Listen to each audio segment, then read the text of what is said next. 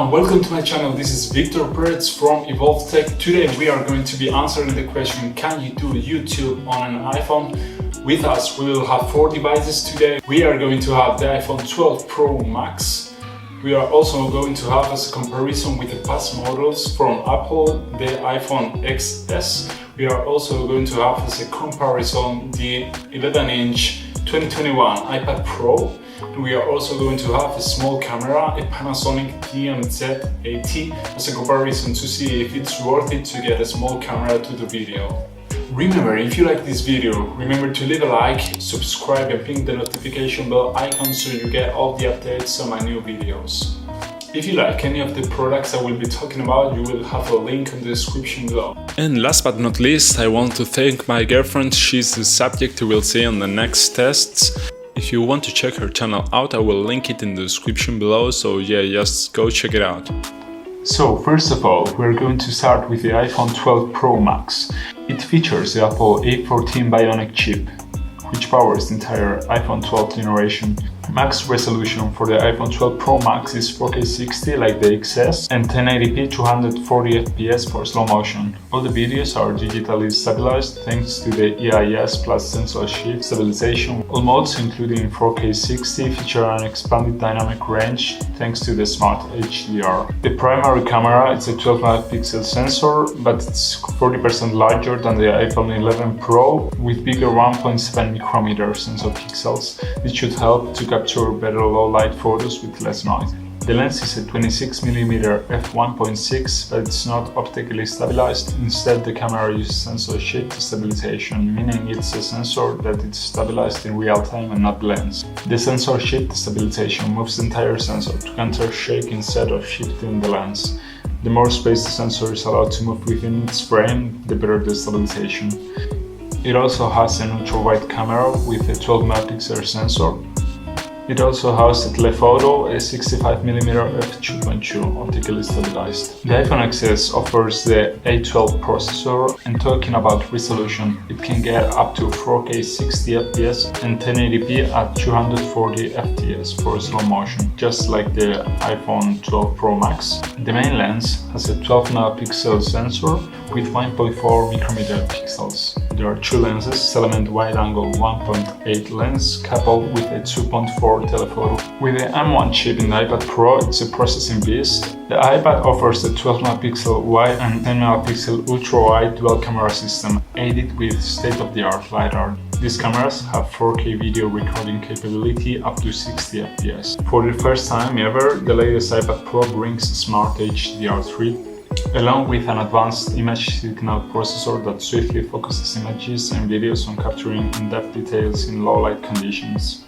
And finally, we have the Panasonic DMZ TZ80. It has a 1x2.3 type MOS sensor with 18.9 megapixel, and the aperture is variable from f3.3 to f6.4. It has a 5-axis hybrid image stabilization, which works in all modes except for 4K.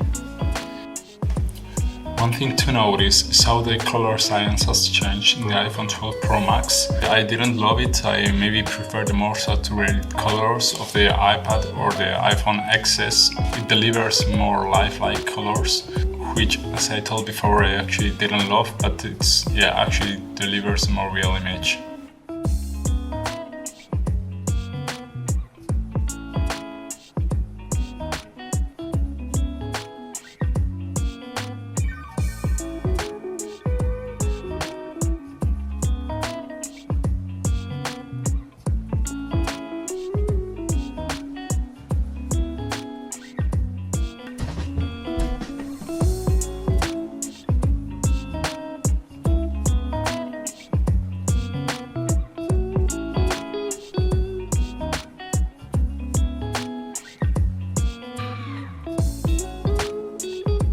As for stabilization, we can really see that the stabilization on the iPhone 12 Pro Max does help to smooth some of the shake. It overall looks smoother than the one on the XS, though I have to say the quality of the video on the XS looks better to me with a naked eye.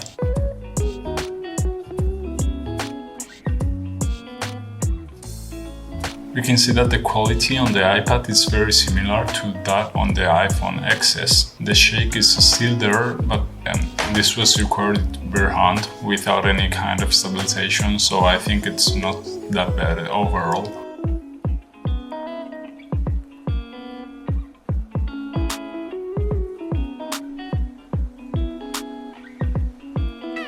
And finally we have the Panasonic. The Panasonic is the shakiest of them all. It was done intentionally shakier than the other ones, but anyways it features no stabilization, and yeah, maybe this one is the worst of all.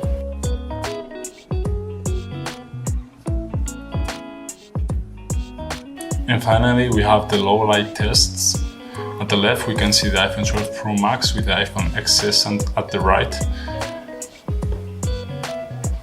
with light I prefer the image on the iPhone XS to that on the iPhone 12 Pro Max, and here we can see that the bigger pixels actually show off, and this is the best case for the iPhone 12 Pro Max.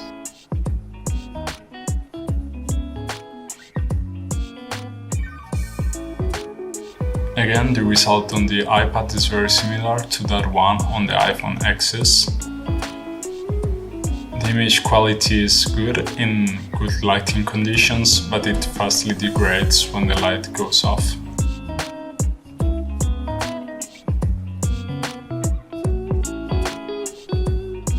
And finally we have the Panasonic. The sensor in the Panasonic is bigger than the one on the phones, but it's very small compared to other cameras, and that's what we can see here. The processing is also much less, so it gives the worst result in low light conditions.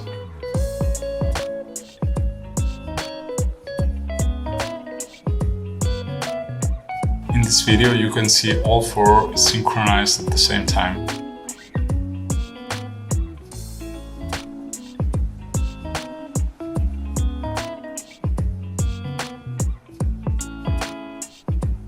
As you can see, the Panasonic is the first one to lose, followed by the iPhone XS and the iPad, with the iPhone 12 Pro Max showing the best result.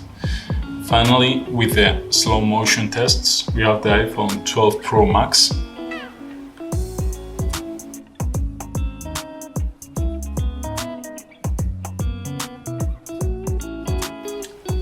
The result is pretty crisp. Take into account it was done in very good lighting conditions. Now we have the iPhone XS.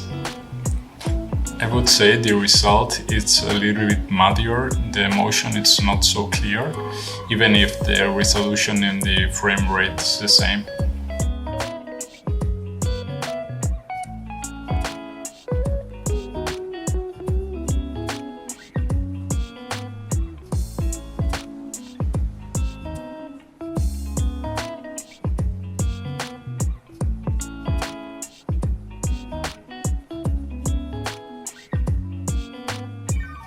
Now we have the iPad 2021. I have to say that in my opinion, the image quality is a little bit worse than the one on the iPhone XS. Even if in other videos the quality seemed to be the same, I think it doesn't fare so well in this one. It looks a little bit defocused, even if it was firmly focused on the glass. And finally we have the Panasonic. I have to say, as for colors, maybe this one was the most real one. It doesn't arrive up to 240 FPS, so the motion is faster here. But yeah, it can't compete with the other ones in slow motion. And here we can see all four side by side.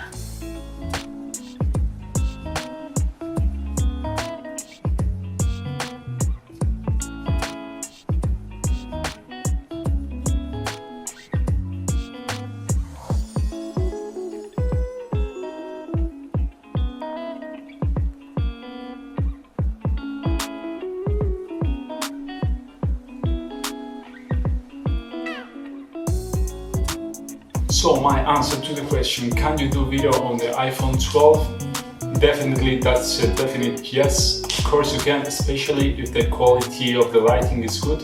If you have like studio lighting, like here, like we do, then of course the quality, the video quality of the iPhone, it's impressive for the size, especially for a smartphone.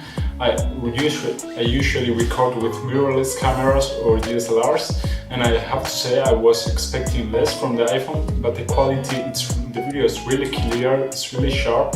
That's quite a lot of processing, so if you're going to be grading it afterwards, then it's not a good idea. But other than that, yeah, it's awesome for video. To the question if you should get a small camera, I would say no, it's better if you spend that money towards a better phone. So for me, for example, I would rather have the iPhone 12 that has so many different capabilities other than a camera has, and that can also shoot awesome video, than to have a worse phone and a small camera. It can be useful if you're going to be shooting 2 things at a time, like for example shooting yourself and shooting with an overhead camera, for example if you're doing an unboxing. But other than that, I would just take the iPhone any day of the week. And for the iPad, I have to say the cameras are not as good. Even if it's the same generation as the iPhone, the cameras are a little bit worse. They are comparable to the ones on the iPhone XS, and that's not a bad thing, because in my opinion the iPad is not geared so much towards photography and video making, but towards being a tablet. Also the form factor is not the best for doing video, but the fact that it can do video and that it can do good video, actually it's a big plus. Because actually the money you will spend on an 11-inch iPad is less than what you will spend on an iPhone. So that for me is something to also take into account. Also the fact that if you then want to edit those videos, you have those capabilities on the iPad, you also have it on the iPhone, but it's not as good, especially because of the screen size, because believe me, you will need a little bit of screen size. Like for example, to use LumaFusion, you won't manage to do it well on an iPhone. So that was it. I hope you liked this video. I hope it cleared some doubts you may have when comparing between these devices. If you like it, just leave a like, subscribe, as it helps my channel to grow. And if you have any doubts, just leave a comment below. I'll try to answer it to you. And that's it. Have a nice day.